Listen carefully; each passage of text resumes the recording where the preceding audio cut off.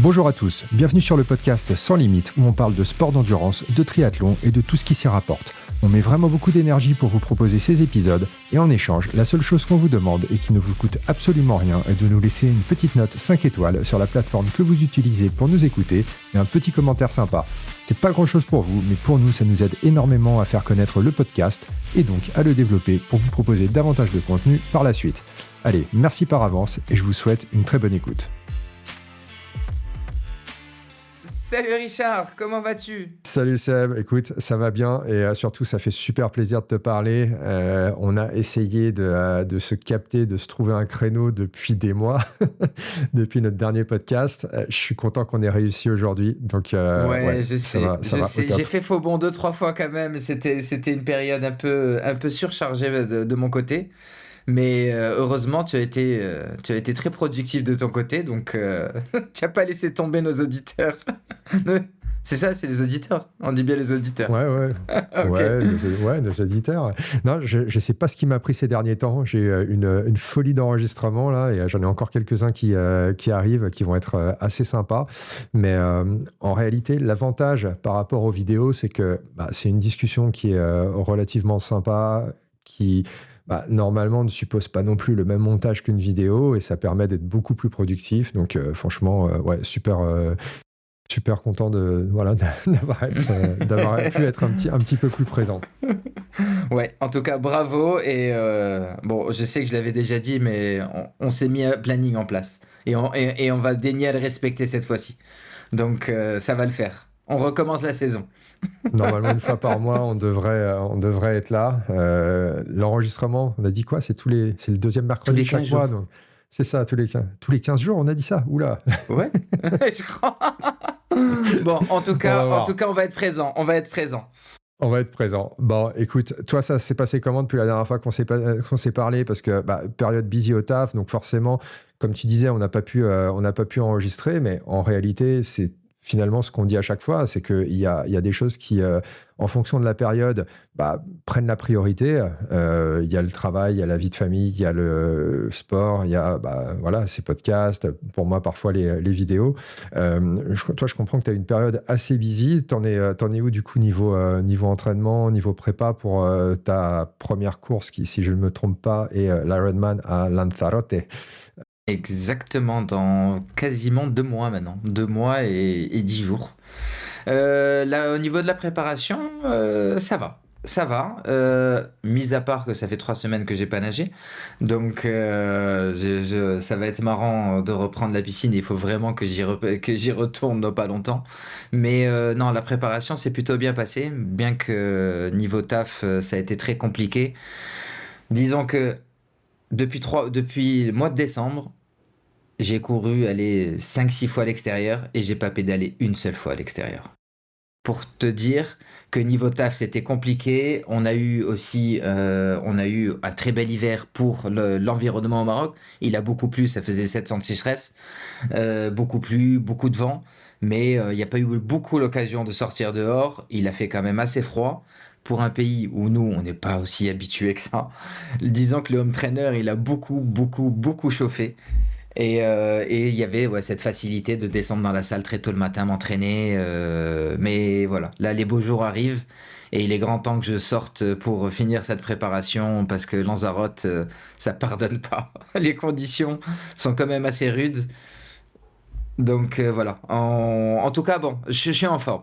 Ça, c'est cool, je suis en forme. Et de ton côté ? Moi, quand tu me dis en fait que t'es pas sorti depuis le mois de décembre faire du vélo et que t'as couru 5-6 fois dehors, en vrai, c'est à peu près la même chose que j'ai fait moi. Ça me choque pas du tout. C'est même plutôt normal. Non, en vrai, je mens parce que quand j'étais en Australie, je courais vachement tous les jours quasiment dehors. Mais depuis que je suis revenu, en fait, depuis que j'ai repris un rythme normal, là, je crois que j'ai fait 2-3 fois, c'est tout. Mais il y a pas d'excuse parce que le temps il était plutôt ok. On aime bien notre grotte à l'intérieur, hein, quand même. C'est ça, et c'est tellement pratique en vrai.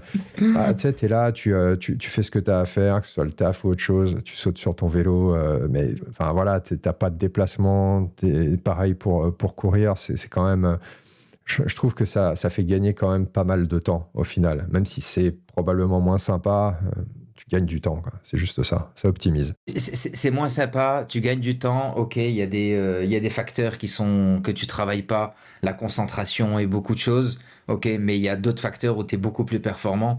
En vélo, on le sait, on se l'est dit, pour être, toi et moi, des aficionados du home trainer, voilà, t'as pas de feu rouge, t'as pas de klaxon, t'as pas la route mouillée, t'as rien, t'es concentré, tes watts, tu les mets, et sur ce côté-là, c'est beaucoup plus performant. Ouais, ouais. Je suis d'accord avec ça, mais même en course à pied, tu vois, sur le tapis, enfin, je sais que quand quand je sors courir ici, bah, ça dépend de la période de l'année, mais on va dire en été, quand quand t'as les touristes qui sont tous dehors, quand t'as les grabataires qui sont là, qui occupent, tu vois, tout le trottoir, qui avancent pas et tout. Déjà, quand tu fais de l'EF, ça te fatigue, mais alors quand tu dois faire du tempo ou des intervalles, là, t'as juste envie de mourir, quoi. Alors que sur le tapis, voilà, t'as la paix, quoi. T'as la paix. Mais Ouais, sinon, ouais, ouais, on est d'accord, on est d'accord. ça a quand même pas mal d'avantages de faire ça, même s'il y a des gens qui détestent, et je comprends tout à fait, mais c'est vrai que nous, on est on est plutôt bien parce que, voilà, on n'a pas cette aversion. Mais sinon, ouais, niveau prépa, ça va, ça fait des petites semaines entre, on va dire, 15 et 18 heures, grosso modo.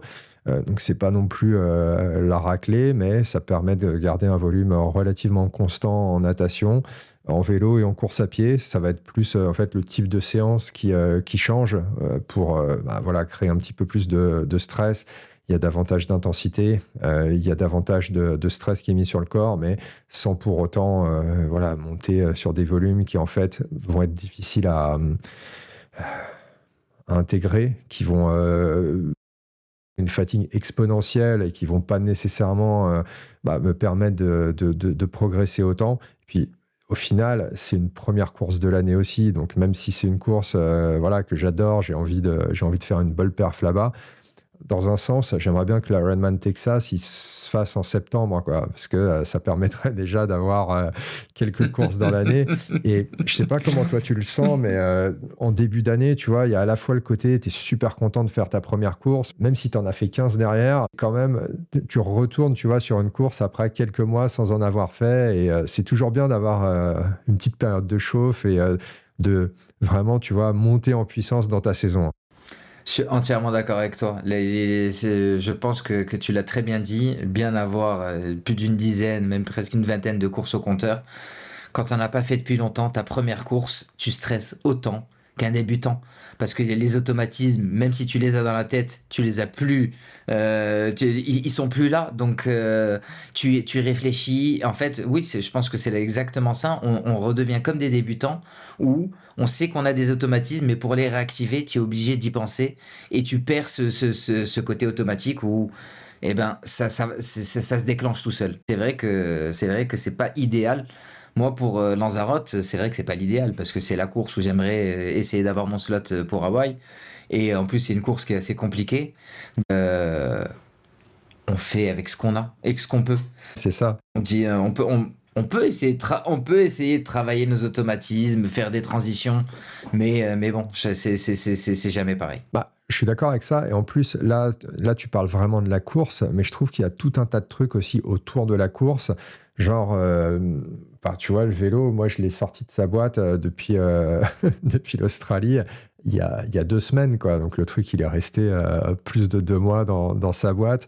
Même, tu vois, ne serait-ce que gérer tout ça, remettre les trucs dessus.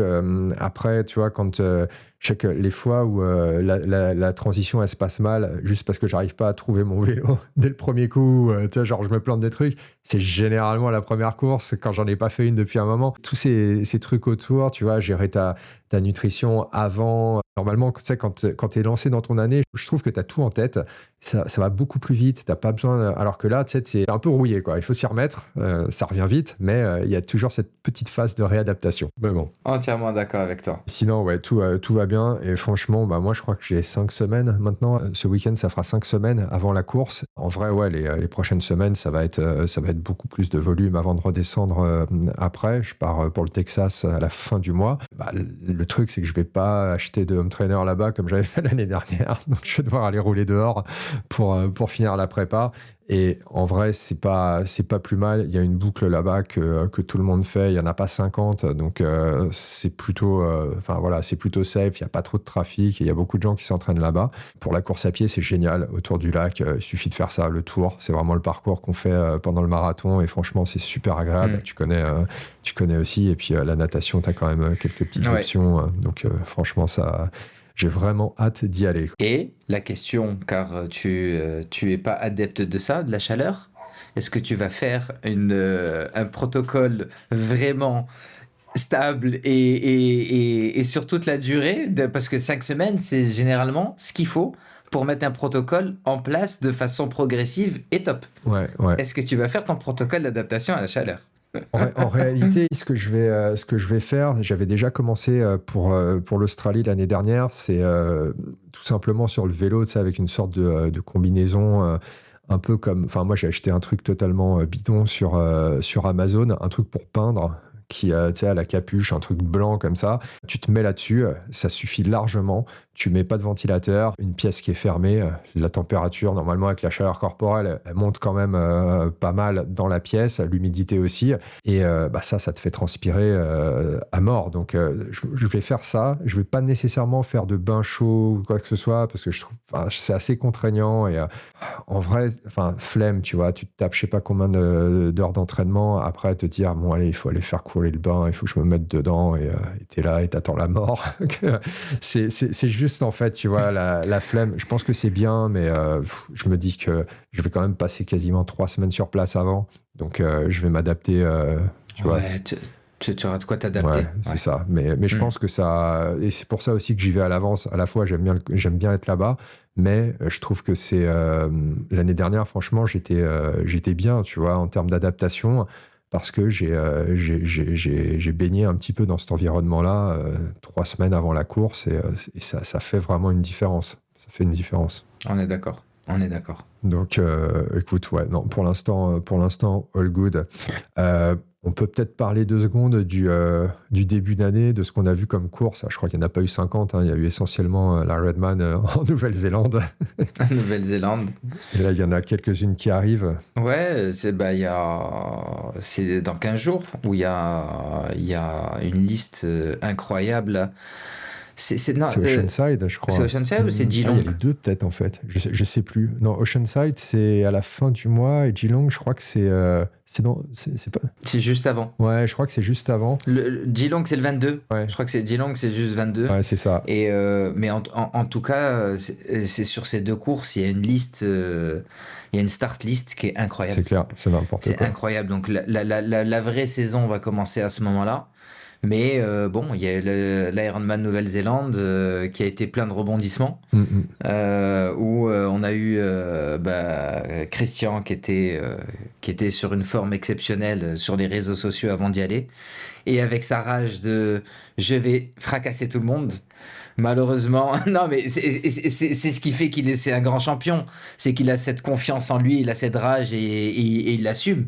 De dire je suis le meilleur, et voilà, je suis le meilleur, tout simplement.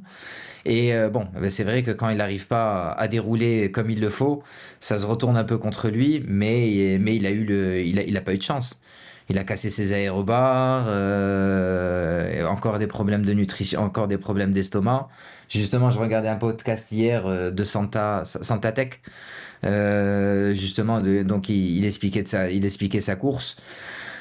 Bon, les aérobars, c'est un coup du sort. Il a réglé les aérobars la veille avec les gars de la mécanique, et il se retrouve avec un aérobar dans la main. Il a décidé de pas s'arrêter pour le régler. C'était un choix. Donc il a peut-être payé un peu par la suite. Mais le gars, il était focus sur son aérobar, donc il te dit lui-même, à leur niveau, qu'il fait un moins bon focus sur la nutrition, et que quand il voit qu'il fait un moins beau focus sur la nutrition, 20 km avant, à une aid station, il boit une bouteille de coca. Et le gars, il te dit, je bois une bouteille de coca en entière. Bon, après, crampes et problèmes gastriques, taper une bouteille de coca cul sec et commencer à courir 10 minutes après, je sais pas si c'est un bon truc à faire ou non. Mais bon, voilà, il a pas eu, il a pas eu de chance. Ouais. Non, non, c'est clair. Et d'autant plus que. Après, je crois avoir entendu qu'il n'était pas non plus ultra bien les quelques jours avant la course. Ouais. Donc forcément, ça peut aussi l'affecter. Et en vrai, tu vois, toi, ça t'est arrivé pour la Floride. Quand tu voyages comme ça, lui, il avait voyagé pas si longtemps que ça avant, finalement. C'est des longs voyages. T'es quand même, tu vois, exposé à plein d'environnements différents. T'as aussi, tu vois, un décalage potentiel avec le sommeil. Tu peux être sujet à choper une saloperie beaucoup plus facilement que lorsque tu fais 2 heures d'avion pour aller faire ta course. Donc, C'est clair. c'est un risque, mais en vrai, ouais, c'était déjà, tu vois, le fait qu'il ait pas juste lâché le truc sur le vélo, parce que clairement, c'est quand même un handicap, à la fois, tu vois, niveau confort, niveau aéro, niveau genre charge mentale, c'est relou, et comme tu dis, l'alimentation, voilà, ça en a pris un coup. Et en vrai, il est arrivé quand même pas mal finalement, tu vois, sur le vélo. Il était un jour normal. Je pense qu'il aurait pu gagner parce que la course à pied qu'il peut faire, ça lui aurait permis probablement de gagner. Mais clairement, il était plus en capacité. Et sur une journée pourrie, il finit 6e. Ouais. Sur une journée pourrie, il finit 6e. Et avec quelques gros mecs qui étaient là. Donc bon, tu vois ce que je veux dire. Ce qui montre l'athlète exceptionnel qu'il est. Combien le mec, il a cassé son aérobar à 60 km, il a passé 120 km, les 2 bras sur C'est clair. une barre. Déjà au niveau des tensions, voilà. Et après, bon, il a une crampe, il a le truc gastrique, mais il arrive quand même à faire un marathon à 4,0, à 4 kilos. Ouais, non, c'est ultra solide. En vrai, c'est ce qui se passe quand tu n'utilises pas des unicos, quoi. Tu risques de perdre une. Ouais, non, c'est clair. C'est clair. Très, très, très solide. Mais on va lui écrire. Il aura peut-être un code promo, je sais pas. Mais sinon, honnêtement, la course, elle était super belle. Et après, ouais, t'avais des mecs comme Trevor Foley. Et je pense qu'on va en parler après, mais avec, tu vois, cette règle des 20 mètres. Typiquement, lui, c'est pas le genre de mec qui sur une distance où la natation a une grosse importance, va pouvoir vraiment s'en sortir parce qu'il sort relativement loin. Par contre, il est très très fort sur le vélo, il est très très fort en course à pied. En fait, là, il l'a clairement montré sur cette course-là. Pierre Lecor, pareil. Impressionnant, son premier full, et pour le coup, il est revenu très très fort sur la tête. Matt Hanson qui finit 3e, donc lui il est très solide en course à pied surtout, et il a fait une course qui en vrai était relativement complète. C'est pas juste la course à pied, c'était vraiment une belle course. Mais ouais, j'ai trouvé que Pierre Lecor, pour sa première course, son premier full, Kyle Smith aussi, ouais. Alors lui il a lâché le truc, mais c'était une belle course aussi qu'il a fait. C'était son premier full aussi, mais c'est dommage. C'était dommage. Mais comme tu dis, les deux novices, qui sont plutôt sur la course courte distance ou moyenne distance maintenant, ont fait des courses exceptionnelles. Ouais. Pierre Lecor, il a fait une course à pied de dingue. C'était ouf. Il est revenu. Le vélo, bon, je sais pas, je connaissais pas sa capacité en vélo, mais c'était pas un vélo de ouf non plus. Mais en course à pied, il est connu pour être monstrueux et il est revenu de loin. Ouais. Et de ce que j'en ai compris, il n'a pas non plus fait une prépa ultra longue pour cette distance-là. Donc, ça lui laisse quand même énormément de marge pour la suite. Donc, franchement, ouais, super, super impressionnant. Donc, du coup, lui, on le verra à Kona. Il a eu son spot. Ouais, c'est sûr. Et chez les femmes, après, c'est pareil. Bon, la course, elle était intéressante. Après, Kat Matthews, elle est quand même ultra solide, et il y avait quand même de très fortes chances qu'elle soit devant. Ça n'a pas vraiment surpris qu'elle gagne finalement. Elle est vraiment très très forte, et en course à pied, Elle est au-dessus vraiment du lot ça en longue distance, c'est un truc de dingue. Ouais, c'est clair. Vraiment. Et après, ouais, bah, les autres personnes derrière, Anna Berry et autres, bah, c'était aussi des super courses. C'est des personnes peut-être qui sont un peu moins médiatisées, qu'on voit peut-être un petit peu, on entend peut-être un petit peu moins, parce qu'il y a peut-être un petit peu moins de constance aussi.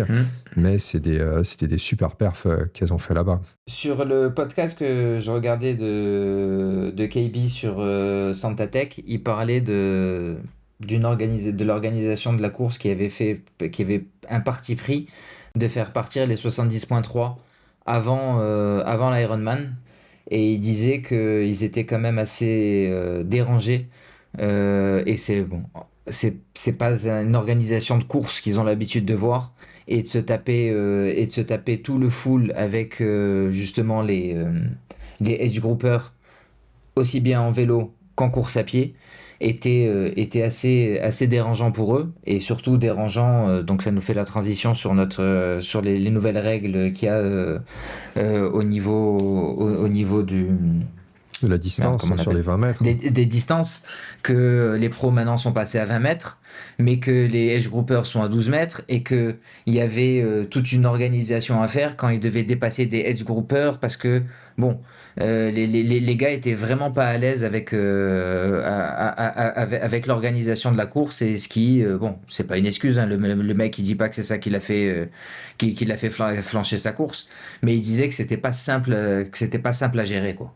Ouais, non, bah, je comprends et j'ai l'impression, parce qu'en Australie, c'était exactement la même chose. Tu avais les groupes d'âge qui faisaient le 73, parce que du coup, il y avait pas de pros, qui partaient pas très longtemps avant le full. Et en réalité, sur le vélo, bah, tu te retrouves, alors que tu pars quand même bon, un certain temps après, et bah, au niveau de natation, tu prends quand même plus de temps. Mais rapidement, tu te retrouves avec des gens sur le vélo. Alors déjà, enfin, tu vois, à mon niveau, c'était pas super agréable. Donc j'imagine eux, c'est un autre niveau de problème. Mais ceux que tu trouves en plus, ils sont pas rapides, tu vois. Ça fait quand même un peu obstacle sur la route, quoi. Donc c'est super gênant.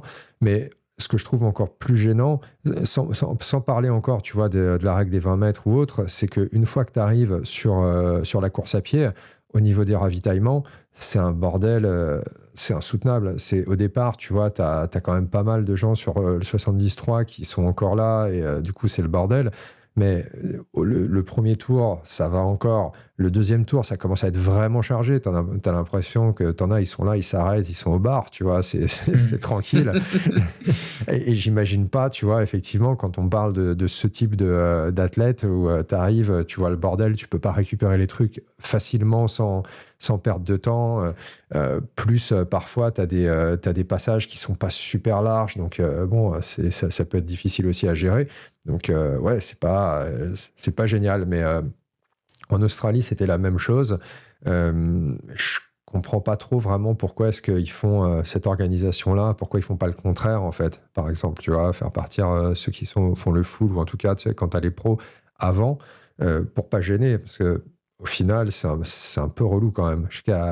À Tallinn, ils avaient, alors c'était le contraire, ils avaient fait attendre tous les groupes d'âge, je sais pas combien de temps. C'était super relou, mais peut-être que trouver un juste milieu, c'est pas mal, parce que là, clairement, c'est pas cool pour eux, quoi. Ou Ouais, pour tous c'est ceux pas qui cool font le pour full. eux. Oui, non, en fait, comme tu dis, c'est pas juste les pros, c'est pour toutes les personnes qui font le full. Après, chacun fait sa course avec ses possibilités, ses moyens. Il y en a qui vont chercher le chrono, il y en a qui vont chercher l'expérience. C'est pas ce qu'on dit. Mais c'est vrai que quand on se retrouve, qu'on est dans une certaine dynamique de faire son meilleur temps et que il y a des gens en face qui sont là pour pas pour se balader, mais aussi quand les gens ils viennent passer une belle expérience on profite du moment sans penser aux règles, sans penser aux autres. Et du coup, forcément, il y a des gênes. Et c'est vrai que ça peut être très frustrant aussi bien pour nous, alors on peut imaginer pour les pros. Maintenant, quelle est la dynamique de faire passer les uns et les autres avant ou essayer de trouver des couloirs de pros et bon, je sais pas, ils font aussi avec les conditions urbaines, c'est facile de critiquer en organisation, à mon avis, c'est pas si simple que ça. Mais c'est vrai que c'est pas agréable. Ça casse ton moment de course. Ouais, c'est ça. Bah, je pense qu'il y a pas mal de contraintes avec les fermetures de route, ce genre de choses-là. Mais après, si, tu vois, t'en as, clairement, quand t'as le mec qui a un sandwich strappé sur son vélo, bah, il vient là pour se promener, quoi. Des fois, t'en vois. Mais bon, ouais, et du coup, bah, ça fait un peu le lien avec cette nouvelle règle qu'ils ont mise cette année pour les pros, cette règle de 20 mètres pour limiter un petit peu le drafting et l'effet surtout du drafting. Et je trouve que c'est assez intéressant parce qu'au final, ce qu'on va voir, là, on l'a déjà vu avec Trevor Foley, qui voilà, est un mec qui, c'est un peu comme un Sanders ou comment il s'appelle, j'ai oublié son nom, mais l'autre Quelle requin nationalité? l'autre américain là qui s'entraîne avec Sanders. Sam Long? Sam Lang, ouais, voilà. Le Sam Long, ouais. Ouais, tu vois, c'est des mecs, ouais, j'avais plus le nom. C'est des mecs qui, en fait, en natation, ils se font arracher. Par contre, ultra solides en vélo, ultra solides en course à pied. Ils ont un super combo vélo-course à pied. Et du coup, c'est aussi pas mal de commentaires que voilà, les mecs qui envoient vraiment lourd à vélo faisaient. C'est que avec 12 mètres, tu as quand même la possibilité d'être tranquillement dans un groupe et de te faire tirer, même si voilà, tu n'as pas les jambes pour Mhm. tenir ce que les autres peuvent envoyer. Et là, avec 20 mètres, je pense que tu as quand même un effet bien réduit avec 8 mètres en plus, mais c'est quand même beaucoup plus à toi de faire ta course et tu peux moins te cacher, je pense, dans un groupe. Et d'après moi, ça va favoriser, ça va effacer peut-être un petit peu les grosses différences en natation et ça va lisser un petit peu la possibilité pour ces gens-là Ouais. de vraiment faire de la perf parce qu'ils vont pas sortir trop tard de la natation, devoir vraiment cravacher pour rattraper un groupe, devoir redoubler tout ce groupe-là et en fait faire un effort pas possible par rapport aux autres qui sont dans le groupe Mhm. pour après arriver sur une course à pied où ils sont en fait 4 fois plus cramés que ceux qui ont fait une bonne natte et sont partis avec le bon groupe. Ouais, je suis entièrement d'accord avec toi. On entendait souvent cette frustration des gros rouleurs de dire oui, mais en fait, quand tu n'es pas dans le groupe, dans le premier groupe, tu n'es pas dans cette dynamique-là, que c'est dur à rattraper. Et c'est vrai que nous, on en avait déjà discuté, ça étonne toujours quand tu entends les pros de parler de dynamique de course et de travail ensemble. Ce qui, en soi, tu ne comprends pas quand on est dans un sport où il devrait avoir cette C'est vrai. individualisation et pas de drafting. Et à 12 mètres, quand on écoute tous les podcasts et tout, les gars te parlent du travail ensemble. Donc en fait, le draft, il était bien là. Donc c'est vrai que à 20 mètres, donc quand il y a eu les essais, le Sanders avait fait des commentaires sur YouTube en disant bon bah là on va vraiment voir qui roule et qui roule pas. Là, c'était la première course. J'ai pas ressenti beaucoup la dynamique parce que bon, il y a pas eu encore beaucoup de focus sur ça. Mais je pense que sur les deux start lists qui arrivent là dans 15 jours, on verra vraiment la différence parce qu'il y a des gros rouleurs, il y a des bons coureurs, il y a des gens qui sont un peu bons dans les trois sports, mais on verra les grosses différences que cette nouvelle règle va faire. Ouais, clairement. Et même sur une course, Oceanside, le parcours, il n'est pas facile, hein. Ça monte pas mal. Je ne l'ai jamais fait, mais je crois que c'est pas évident. Et du coup, si tu dois effectivement avoir cet espacement-là, ça va rendre le truc un peu moins facile pour ceux qui poussent un petit peu moins. Mais surtout sur une course comme le Texas, où c'est tout plat. Alors la start list, elle est monstrueuse Mm. aussi, normalement, là-bas. Mais c'est tout plat. Il y a des grosses parties face au vent. Tu peux pas te cacher derrière un mec à la Ouais. fois pour pas prendre le vent et pour Mm. drafter. Et ça va être intéressant parce que je pense que des gens qui normalement réussissaient à voilà, se ménager un petit peu sur le vélo, ils vont peut-être devoir s'employer un petit peu plus pour pas arriver avec 5 minutes de retard au début du marathon. Ouais, et ça va redistribuer les cartes. Parce que on sait très bien qu'avec ces jeux tactiques qu'il y avait, ben, il y en a beaucoup qui se préservaient. Et c'est ce qu'attendaient les gros rouleurs, hein, de toute façon. Les gros rouleurs, Sanders et tout, demandaient que les règles changent parce qu'ils savent qu'ils ont un avantage à tirer à ça. Clairement, clairement. Et après, c'est effectivement, tu vois, un peu difficile à gérer pour eux parce que normalement, entre professionnels, ils ont le Race Ranger qui t'indique la distance. Par contre, quand tu as un amateur qui se slot un peu, tu vois, entre deux pros, ou plutôt un pro qui double un groupe d'amateurs, il doit quand même lui respecter cette distance de 20 mètres. C'est pas évident, en fait. Ça peut quand même créer des situations où tu t'es pas à l'abri de te prendre une pénalité, alors que voilà, Alors que c'était un amateur et qu'il est censé lui être à 12 mètres et toi à 20 mètres, ouais. surtout dans les dynamiques de course où tu as les 70.3 qui partent avant toi et que tu as des groupes à dépasser de je sais pas combien de mecs. C'est vrai Je que tu vois les limites un peu de ce qui peut arriver suivant comment l'organisation elle est faite. C'est assez touchy. Ouais, c'est clair. Et sur des parcours où là, bon, je crois que c'était 2 grosses boucles, ça va encore. Mais tu as des 73, il n'y en a pas non plus énormément, mais peut-être déjà sur un 73, 2 boucles de 45 km, c'est déjà peut-être un petit peu plus difficile si vraiment c'est très étalé. Si en plus tu fais le full dessus, Ouais, ça peut quand même faire pas mal de monde, quoi. Ça peut, alors, ça marche pas. s'il faisait ça au T100, je crois que c'est pas 20 mètres au T100, non? Non, non, c'est pas 20 Bon, mètres au T100, c'est 16 mètres, je crois. bon, après, Mais ils sont que 20 et t'as pas les amateurs en même temps. Tu me Voilà, diras. mais Mais tu vois, tu fais un rapport avec le Tessan quand en décembre, j'ai fait le Tessan sur un circuit qui était super urbain au Qatar. La règle des 12 mètres, elle est pas faisable. 12 mètres, 16 mètres, c'est pas faisable. Parce mm, que tu as énormément de virages, tu as énormément de relances, ça tourne. Si en ville, tu dois respecter ces 12 mètres, tu devrais limiter le nombre de places à 1000 personnes. ouais. Et il y a 2500 personnes. Donc et en plus, on avait 4 tours. Donc forcément, au bout du deuxième tour, c'est le white. Il y a du monde partout. Bon, bah, en fait, tu roules limite sur deux fils. Tu as la file des lents et la file des rapides, mais tu as toujours un lent qui veut doubler à ce moment-là. Donc toi, tu fais une troisième file. Dubaï aussi, c'était un peu comme ça sur la fin. Je ne dis pas que ça favorise, parce que tu as les juges qui sont là sur les mecs qui avancent bien devant, mais je dis pas que ça favorise, mais c'est vrai qu'un gars qui est derrière, qui va vouloir remonter, il va pouvoir profiter du bordel qu'il y a autour pour pouvoir se caler entre des groupes. Et tu sais, même si tu arrives vite, tu suces une roue, tu suces une roue, tu sors, tu resuces une roue, tu gagnes des watts comme ça. Ouais, bah, Tu tu gagnes peux des faire watts, tu pareil qu'en minimises ton natation, effort, quoi. hein. En vrai, tu peux Hmm. faire la même chose qu'en natation, finalement. Exactement, exactement. Non, Mais c'est clair. ouais, mais en tout cas, hâte de voir ce que ça va donner sur des grosses start list et avec 40-50 pros au milieu, les dynamiques vont être intéressantes à voir.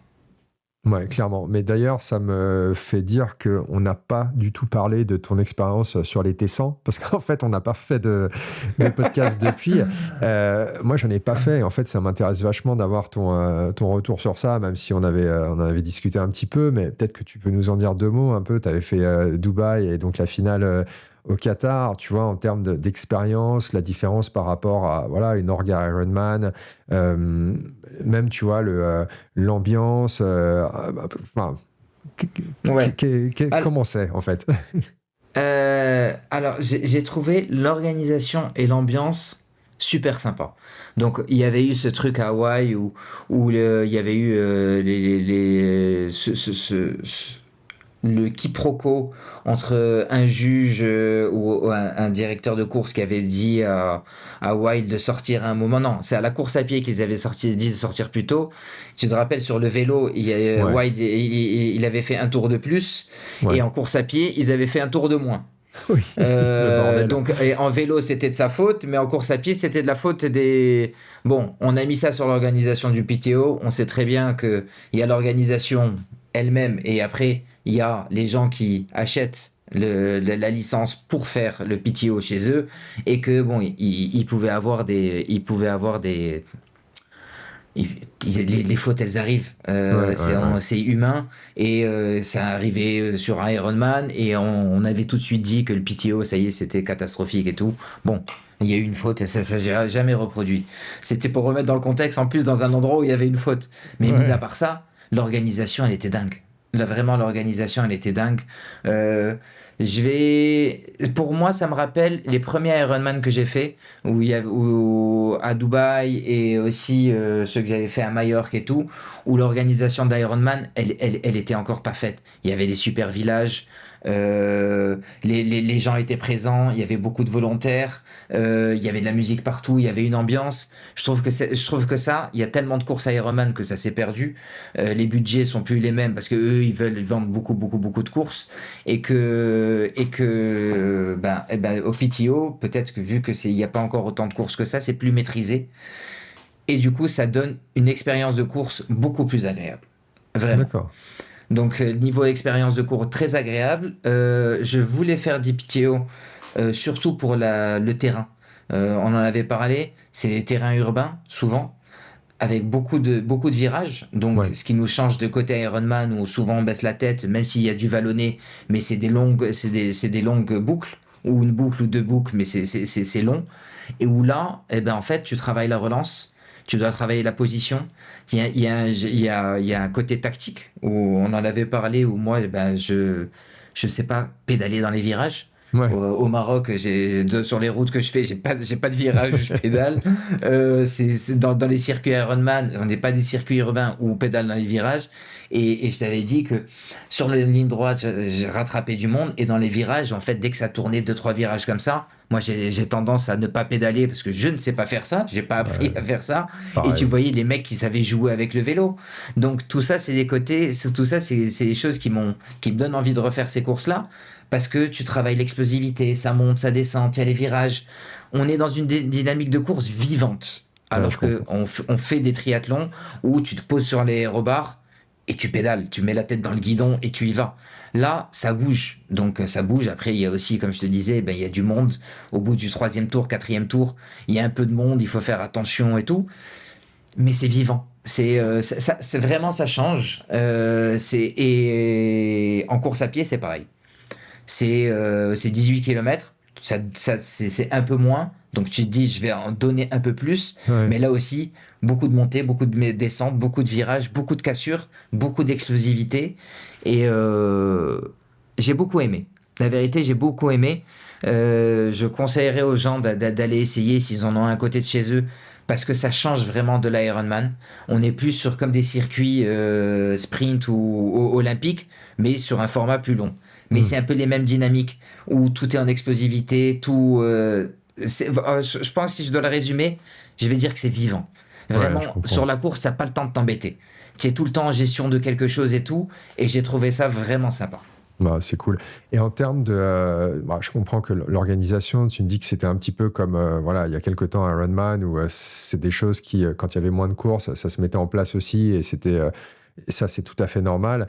En termes d'ambiance, c'est comment? Est-ce qu'il y a il y a du monde? Alors, c'est peut-être, tu vois, parce que, voilà, à Dubaï et au Qatar, de base, enfin, je me souviens le 73 à Dubaï que j'avais fait, j'avais adoré la course, mais il n'y avait pas non plus une ambiance de ouf à part autour, tu vois, de la transition finalement. Parce qu'après, de toute façon, tu sors, il n'y a personne à vélo et en course à pied, bon, à la limite, tu vois, sur la promenade, là, c'était pas mal. Mais de ce que tu en vois sur la retransmission pour les courses professionnelles, il n'y a pas grand monde à l'arrivée, à part les caméramans et les mecs de l'organisation. Tu as l'impression qu'il y avait pas grand monde, quoi. Mais, et pour la course amateur, c'est comment en fait? Alors, sur ce côté-là, tu as raison. Je sais qu'il y a d'autres circuits comme Fréjus et tout, où là, c'était complètement urbain, donc il y avait du monde partout. Dubaï, donc, on nageait, et en fait, la T1 et la T2, elles étaient à deux endroits différents. Ok. La T2, elle était autour d'un hippodrome, la T1, côté mer, forcément. Et c'est vrai qu'au milieu, tu étais sur l'autoroute. Donc là, personne là au milieu. Donc c'est vrai que en termes de d'ambiance autour, si tu sors de T1, T2, ouais, c'est un peu mort. Au Qatar, c'était complètement différent parce que là, il y avait du monde partout. Un vrai Ouais. circuit urbain, aussi bien au niveau de la course à pied que excuse-moi, la natation et la course à pied, où on déposait le vélo. Elles étaient à 300 mètres l'une de l'autre. Donc c'était vraiment tout regroupé. Super ambiance, mais là aussi, Qatar, petit pays. Donc, il y avait du monde, il y avait de l'ambiance, mais on n'est pas à Dubaï, on n'est pas dans un pays européen où il y a beaucoup de monde non plus. Ouais, bien sûr. Donc, tu vois, là, je pense sur le Qatar, on peut dire que c'est parce que c'est pas encore très développé, ni le triathlon et tout. Donc il y avait quand même de l'ambiance, mais on peut pas comparer ça à une course européenne ou américaine. Dubaï, c'est vrai, de par la particularité de une T1, une T2 éloignée, c'est pas waouh, mais l'ambiance générale fait le job. Vraiment, Ouais. l'ambiance générale fait le job. Moi, les expériences que j'ai eues là-bas, c'était Dubaï le 73, Bahreïn aussi le 73 que j'avais fait 2 fois. Et moi, j'avais adoré. Déjà, les routes, elles sont ouf généralement dans ces endroits-là. Donc ça, franchement, pour rouler, c'est génial. Et après, ouais, j'aime bien le cadre, j'aime bien l'ambiance de manière générale. Et c'est vrai que c'était assez agréable. J'avais l'impression, effectivement, quand on regardait les retransmissions, que c'était un peu désert. Mais après, j'imagine aussi que c'est peut-être différent quand c'est la course à groupe d'âge où voilà, tu as les gens qui accompagnent aussi. Donc Il y a forcément, ça beaucoup fait. plus de monde, exactement. C'est ça, Il y a ça fait beaucoup plus de monde. monde. La grosse courbe d'âge, c'est le week-end. Ouais. Les pros et les femmes sont avant le week-end. Donc déjà, tu as moins de monde qui viennent voir. Les gens le regardent plus à la télé. L'arrivée en course à pied, c'était quand même assez dingue parce qu'à Dubaï, on avait commencé tôt. Moi, j'avais fini à 10h30. Et il faisait déjà 32 degrés et il y avait vraiment quand même beaucoup de monde qui était là et les gens, certaines personnes avaient fini bien tard et il y avait une super ambiance. C'était le retour est vraiment positif. Et même l'arrivée au Qatar, ça a l'air assez ouf avec les espèces de tours. Alors, je sais pas ce que c'est, si c'est juste des monuments ou des tours. Tu vois, les grosses colonnes là comme ça, c'était assez dingue Ouais, à voir. c'est des tours d'habitation et de bureaux. Ok, d'accord. Mais qui arrivent et en fait tu passes par là et tu descends sur cette grande pente avec les tours au-dessus je sais pas si dans la transmission on le voyait bien mais il y a une espèce alors oui c'était un requin, il y a un requin suspendu en haut Ok. au milieu et tu Ouais. descends ça et en plus ils avaient fait une super arche et tout ça c'était assez comme on va dire dans les pays arabes le côté assez féerique. Oui, Ouais. c'était assez féerique, c'était Trop assez bien. sympa. Trop bien. Ouais. C'est à supposer que la zone redevienne praticable là-bas pour le sport. T'as prévu d'en refaire cette année des T100 ou Ça dépendra un peu de comment s'imbrique la saison, Ouais. comment se transforme la saison. S'il y a un Kona ou pas, Ouais, si j'ai le slot sur cette course-là, j'aimerais bien essayer de faire le T100 de Londres, Ok. qui est début août, fin juillet, début août. Et après, les autres T100 ne matchent pas. Par contre, si j'ai pas Hawaï, ce que je me souhaite pas, oui, là je referai Dubaï parce que c'est sur la fin d'année. Et j'essaierai de faire Londres aussi parce que j'ai vraiment envie de le faire. Peut-être un autre. Mais voilà. Mais bon, il y a le marathon de Valence que j'aimerais essayer de me caler cette année. D'essayer de faire D'accord. un premier marathon à sec pour voir ce que ça donne. Ouais. Donc je me garde quand même un peu de fraîcheur pour ça.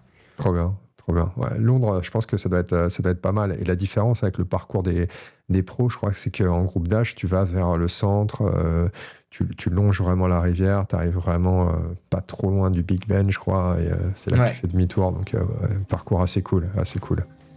Trop bien.